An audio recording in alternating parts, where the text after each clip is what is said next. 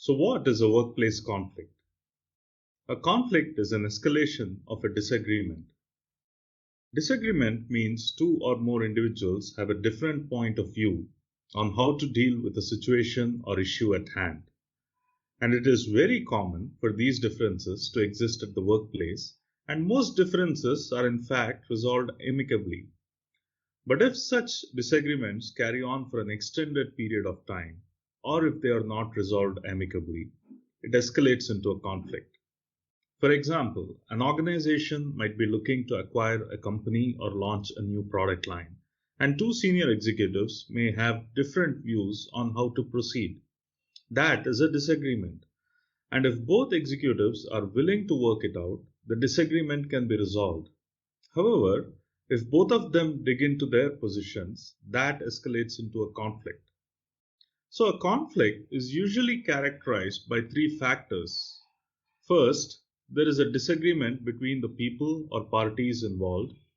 Second, the relevant parties are either unwilling or unable to figure out a way to address the differences.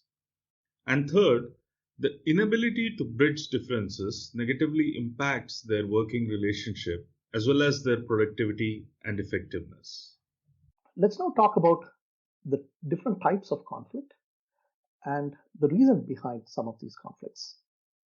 Often, when people think about conflicts, they think about conflicts between individuals. But these are just one type of conflict. The conflict can be between individuals, groups, or between organizations. Conflicts between individuals primarily happens because of different personality types or different goals and motivations. You may have, for example, a long-standing disagreement about a particular project and how to go about it with your coworker. That is an example of a conflict between individuals. In many workplaces, you would see conflicts across groups. For example, you would see sales team in conflict with operations or delivery teams. Sales teams are measured on revenue targets, but operations and delivery teams have other priorities and metrics. Often, sales teams want to sell no matter what, and the operations team sometimes don't want to do more business because they're not measured by it. This is almost conflict by design. Similarly, there can be conflicts between organizations. This could be a conflict between customers and suppliers. The expectations of the customers are not met by the supplier, but the supplier argues then that what has been agreed upon or contracted has already been provided. Let's say they could not find a common ground.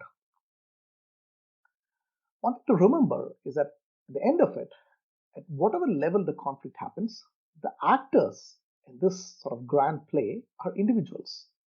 We're all emotional creatures and not just impassionate automatons. Hence, these conflicts do affect us as individuals, and we need to learn on how to be passionate about the cause, but not to get too personal.